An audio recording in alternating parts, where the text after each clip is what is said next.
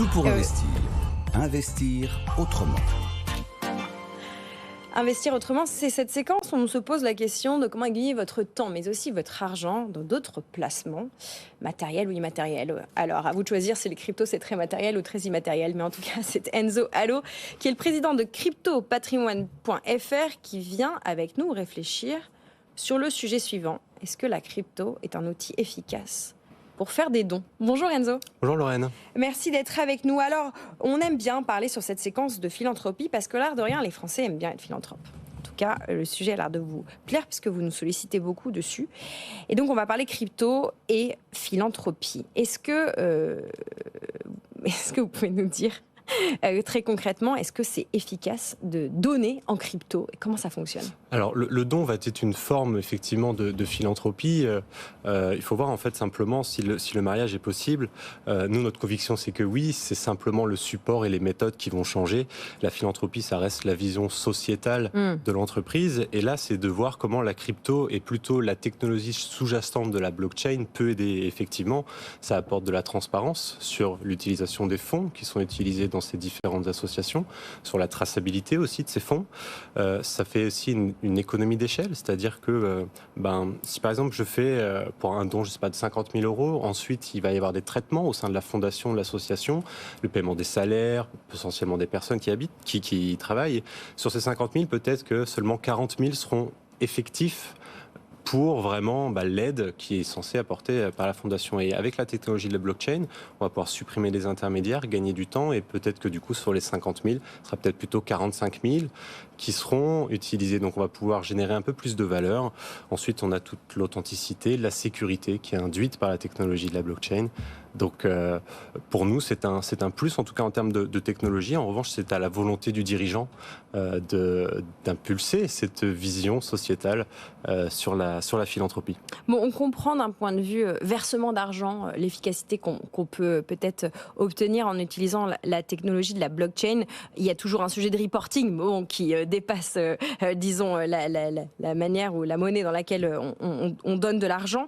Est-ce que vous avez des exemples très concrets, Enzo, pour ceux qui nous écoutent et qui sont peut-être un peu sceptiques sur ce sujet, d'actions philanthropiques dans le monde crypto? Bien sûr. À titre d'exemple, je peux citer celle que nous avons sélectionnée, nous, pour une action philanthropique qui s'appelle Omnis Liber, qui est une association qui récolte des fonds pour payer des droits d'auteur aux écrivains pour que des enfants puissent lire partout gratuitement dans le monde, sur tablette.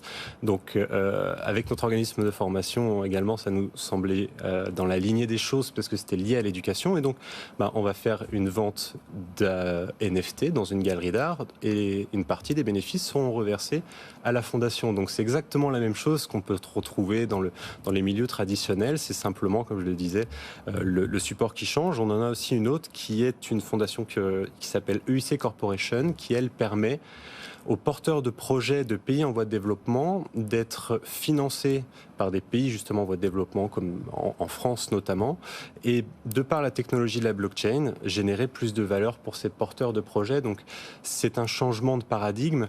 Il y a des choses assez intéressantes qui se passent en tout cas et qui commencent à arriver grâce à cette technologie.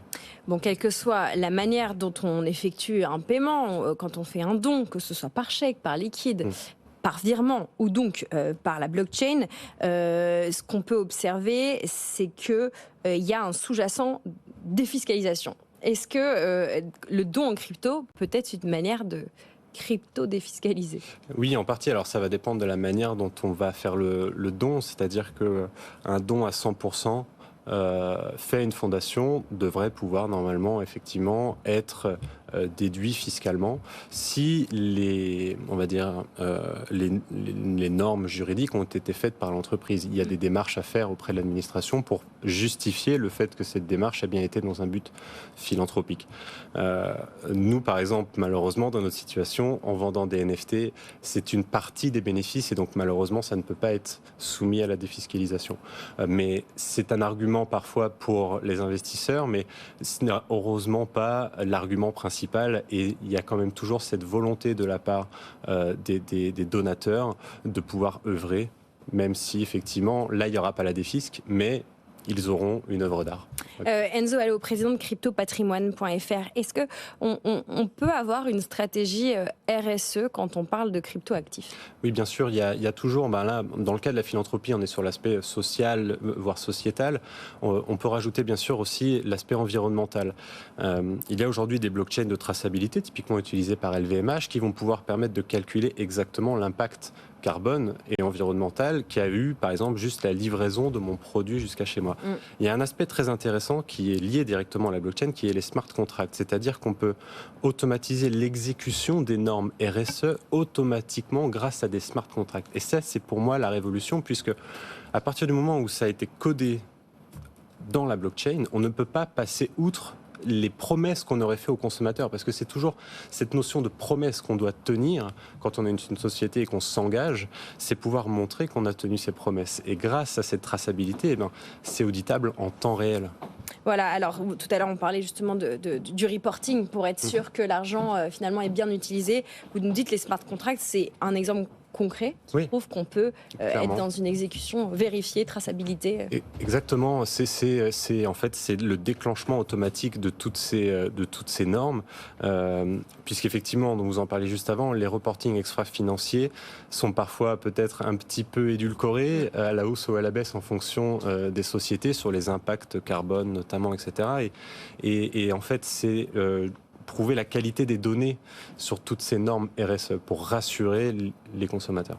Merci beaucoup Enzo Allo, le président vous. de cryptopatrimoine.fr, d'avoir réfléchi avec nous à l'avenir de la philanthropie. Est-il numérique? Est-il cryptoactif? Voilà, on a donné quelques pistes de réflexion comme tous les jours à cette heure-ci.